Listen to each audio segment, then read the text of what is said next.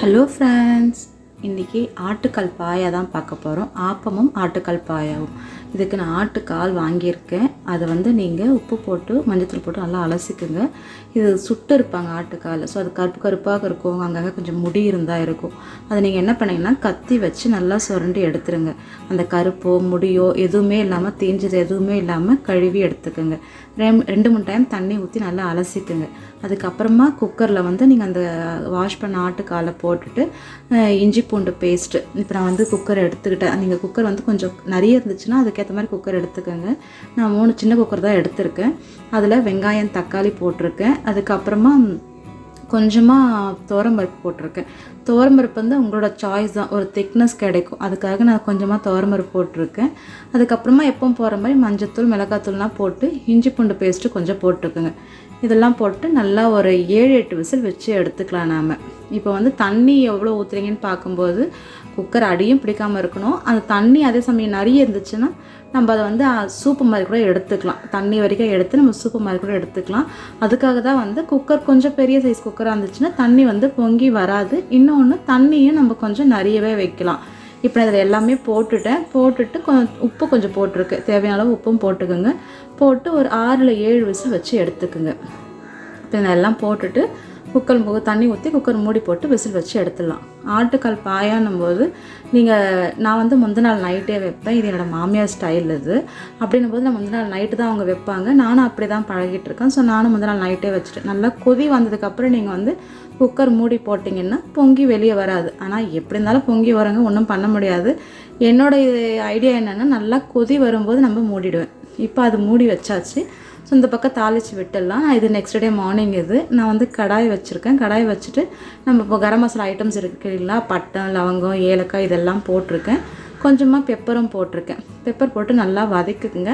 வதக்கிட்டு இது நம்ம வேணும்னா என்ன பண்ணுறது, அரைச்சி போட்டுக்கலாம். அதாவது நம்ம பெருசாக தான் போட போகிறோம். அதுக்காக நான் வந்து சின்னதாக கட் பண்ணாமல் மீடியம் சைஸாக கட் பண்ணியிருக்கேன். தேங்காய், அதுக்கப்புறம் பச்சை மிளகாய், முந்திரி இதெல்லாம் போட்டு எடுத்து நான் ஆற வச்சுட்டேன். அதுக்கப்புறமா திரும்ப அதே கடாயை வச்சு தாளிச்சுக்கிறேன்.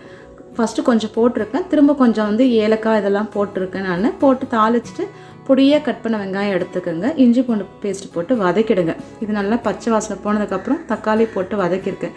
ஏற்கனவே நம்ம அந்த வேக வச்சோம் இல்லைங்களா, அதுலேயும் தக்காளி போட்டிருக்கு. அதனால் இதில் கொஞ்சம் கொஞ்சமாக போட்டால் போதும். மசாலா ஐட்டம் பார்க்கும்போது மஞ்சத்தூள் மிளகாத்தூள் மட்டன் மசாலா கொஞ்சம் போட்டிருக்கேன், கரம் மசாலா போட்டிருக்கேன். ஸோ இது வதங்கிறதுக்கு தேவையான அளவு உப்பு போட்டிருக்கேன். இப்போ பாருங்கள், மட்டன் அந்த கால் வந்து வெந்துருச்சு. அது அந்த போன்லேருந்து தனியாகவே உறிஞ்சி வரும். அவ்வளோ சாஃப்டாக ஆகிடும், நல்லாவும் இருக்கும் சாப்பிட்றதுக்கும். இப்போ நான் வந்து இந்த வதக்கி வச்சதில் மசாலாவில் வேக வச்சதை போட்டுட்டேன். ஃபஸ்ட்டு வதக்கி வச்சேன் இல்லைங்களா, வெங்காயம் தேங்காய் கசகசா எல்லாம் போட்டு அந்த அரைச்ச பேஸ்ட்டையும் போட்டு நல்லா கொதிக்க விட்டுக்க. கொஞ்சமாக கொத்தமல்லி கறிவேப்பிலை போட்டு நம்ம கொதிக்க விட்டுக்கலாம். நீங்கள் வேணும்னா ஃபஸ்ட்டு குக்கர்லேருந்து இதில் போட்டு இல்லைங்களா, முன்னாடியே அந்த தண்ணி எடுத்து சூப்பு மாதிரி பசங்களுக்கு கொடுக்க வேணால் கொடுத்துக்கலாம். நம்ம பெரியவங்களும் குடிச்சிக்க, ஒன்றும் பிரச்சனை இல்லை. நான் கொஞ்சம் சூப்பு எடுத்து வச்சுட்டு தான் நான் இதில் வந்து அந்த கொஞ்சமாக தண்ணி, ஏன்னா அது மொத்தமே எடுத்துகிட்டு அந்த டேஸ்ட் இல்லாத போயிடும். அதனால் கொஞ்சமாக அந்த தண்ணியும் போட்டிருக்கேன். அந்த ஆட்டுக்கால் எல்லாம் வேக வச்சு இல்லைங்களா, அதெல்லாம் போட்டு ஆட் பண்ணியிருக்கேன்.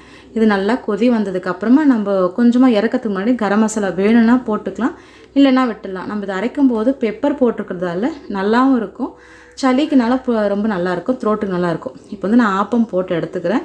ஸோ ஆப்பத்துக்கும் ஆட்டுக்கால் பாயா காம்பினேஷன் ரொம்பவே நல்லாயிருக்கும். நாங்கள் வந்து ஆப்பம் இல்லை இடியாப்பம் எது வேணாலும் வச்சுக்கலாம். நான் அன்றைக்கி வந்து ஆப்பம் தான் போட்டேன். நீங்கள் ஆப்பம் செய்யும்போது ஈக்குவலாக போடுவாங்க ஒரு சிலர் வந்து ஆப்பம் மாவு அரைச்சிட்டு, அதாவது பச்சரிசி 2 கப்பு, புழுங்கலரிசி 2 கப்பு, 1/4 கப்பு உளுத்தம்பருப்பு போடுவாங்க, கொஞ்சம் வெந்தயம் போடுவாங்க. நானும் அப்படி தான் போடுவேன் ஃபஸ்ட்டெல்லாம். அதுக்கப்புறம் என்ன பண்ணேன்னா ஊற்றும் போது ஆப்ப சோடா மாவு கொஞ்சம் போட்டு தான் நான் ஆப்பம் ஊற்றுவேன். ஆனால் இப்போ நான் ஆப்ப சோடா மாவு போடுறது கிடையாது. ஏன்னா நம்ம அரைக்கும் போது கொஞ்சம் மதிய சாதம் இருக்குது இல்லைங்களா, அந்த சாதம் வந்து நீங்கள் போட்டு அரைச்சிங்கன்னா ஆப்பம் ரொம்பவே சாஃப்டாக வருது. இன்னொன்று ஆப்ப சோடா மாவு போட வேண்டிய அவசியமே இல்லை. ஃபஸ்ட்டெல்லாம் சுடும்போது நான் கொஞ்சமாக போடுவேன் நான். ஆனால் இப்போ நான் சுத்தமாக அவாய்ட் பண்ணிவிட்டேன். அது நல்லதும் இல்லைன்றதால சுத்தமாக நான் அவாய்ட் பண்ணிவிட்டேன். ஸோ நீங்கள் இந்த மாதிரி வந்து கொஞ்சமாக சாதம் போட்டு அரைச்சி பாருங்கள், ஆப்பம் ரொம்பவே நல்லாயிருக்கும், நல்லா சாஃப்டாகவும் வருது. அந்த ஓட்டையாக இருக்கும் இல்லைங்களா, அது வந்து ஆப்ப சோடா மாவு போட்டு தான் வரும் அப்படின்னு சொல்லுவாங்க. ஆனால் நீங்கள் இந்த மாதிரி சாதம் போட்டு அரைச்சிங்கன்னா ரொம்பவே நல்லா சாஃப்டாகவும் வருது, ஆப்பம் பார்க்கவும் நல்லா இருக்குது. நமக்கு ஆப்ப சோடா மாவை கொஞ்சம் அவாய்ட் பண்ணலாம். அதுக்கு இது ஒரு பெஸ்ட் ஐடியான்னு கூட நான் சொல்லுவேன் நான். இப்போ மார்னிங் பிரேக்ஃபாஸ்ட்டு பார்த்தீங்கன்னா எங்கள் வீட்டில் எல்லாருக்கும் ஆப்பமும் அதுக்கப்புறம் ஆட்டுக்கால் பாயா. இப்போ ஆட்டுக்கால் பாயாவும் ரெடி ஆகிடுச்சு. நம்மளோட பிரேக்ஃபாஸ்ட்டும் ரெடி. தேங்க்யூ ஃபார் வாட்சிங்.